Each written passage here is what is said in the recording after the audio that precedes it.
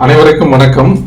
கண்ட்ரியுடைய socio economic டெவலப்மெண்ட்ல crucial aspect, ரொம்ப இம்பார்ட்டண்ட்டான ஒரு பார்ட் வந்து உமன் எம்பவர்மெண்ட். உமன் எம்பவர்மெண்ட் அப்படிங்கிறது woman participation in decision making and leadership roles. So இப்போ உமன் எம்பவர்மெண்ட் ரிலேட்டடாக இந்தியன் கான்ஸ்டிடியூஷனில் என்ன இருக்கு அப்படின்னு பார்த்தோம்னா, ஆர்டிகல் 15(1)ல it prohibits any type of discrimination. ஆனால் article 15(3) permits positive discrimination in favor of women.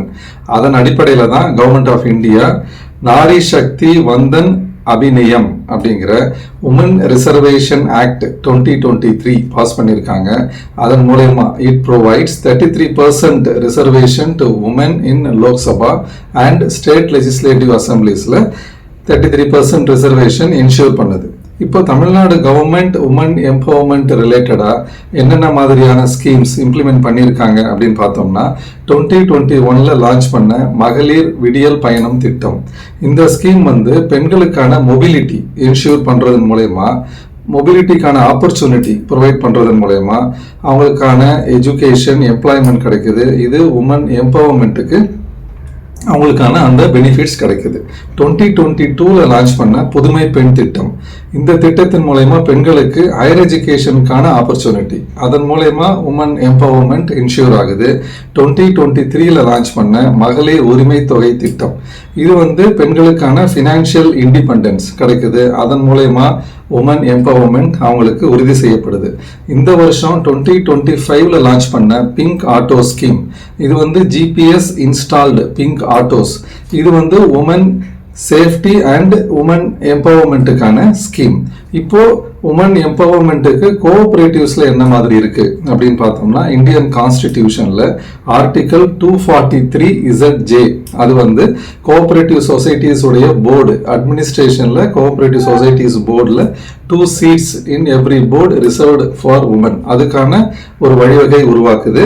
Tamil Nadu cooperative societies act 1983ல செக்ஷன் 33 அது வந்து கோஆபரேட்டிவ் சொசைட்டிஸ் உடைய போர்டுல 30% ரிசர்வேஷன் ஃபார் உமன் டைரக்டர்ஸ் அதுக்கு வந்து என்ஷூர் பண்ணுது.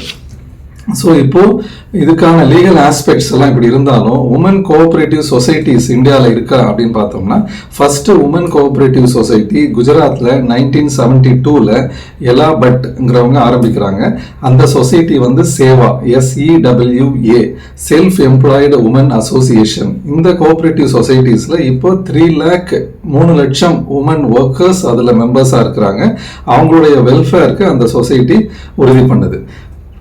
சவுத் இந்தியாவில் ஆரம்பிக்கப்பட்ட ஃபர்ஸ்ட் கோஆபரேட்டிவ் சொசைட்டி என்னன்னு பார்த்தோம்னா, இது 1981ல சென்னையில் ஆரம்பிக்கப்பட்ட ICNW, அதாவது Indian cooperative network for woman.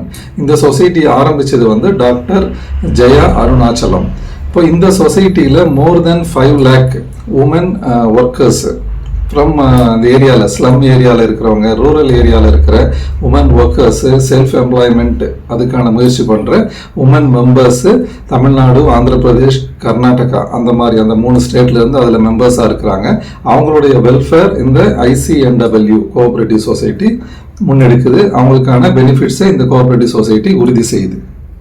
இருந்தாலும் பெண்களுக்கான எம்பவர்மெண்ட்ல த லார்ஜஸ்ட் கான்ட்ரிபியூஷன் அப்படின்னு பார்த்தோம்னா dairy cooperative sector, Amul, Aavin. இதன் மூலயமா பெண்களுக்கு ரெகுலர் இன்கம் உறுதி செய்கிறாங்க. அதன் மூலயமா உமன் எம்பவர்மெண்ட்டை அவங்க வந்து என்ஷூர் பண்ணுறாங்க.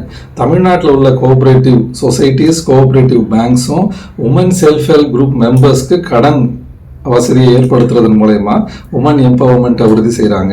2024-25ல அரௌண்ட் 53,000 SHG குரூப்ஸ்க்கு அரௌண்ட் 4,000 crore கடன் வழங்கப்பட்டு இருக்குது. இதன் மூலயமா அவங்களுக்கான செல்ஃப் எம்ப்ளாய்மெண்ட் இனிஷியேட்டிவ்ஸ்க்கு தேவையான கடன் வசதி வழங்கப்படுது. ஸோ இந்த கோஆபரேட்டிவ் சொசைட்டிஸ் இந்தந்த பெனிஃபிட்ஸ் மூலயமா கடன் வழங்குவது, அவங்களுக்கு தேவையான சப்போர்ட் கொடுக்கறது, இந்த மாதிரி சர்வீசஸ் மூலயமா உமன் எம்பவர்மெண்ட்டை கான்ட்ரிபியூட் பண்ணுறோம் கோஆபரேட்டிவ் சொசைட்டிஸ் மூலயமா. ஸோ இந்த மாதிரி பண்ணும்போது தமிழ்நாடுடைய டார்கெட் $1 trillion எக்கானமி பை 2030 என்றது பாசிபிள். அதுக்கான வழிவகைகள் இருக்கும் என்பதை தெரிவித்துக் கொள்கிறேன். நன்றி, வணக்கம்.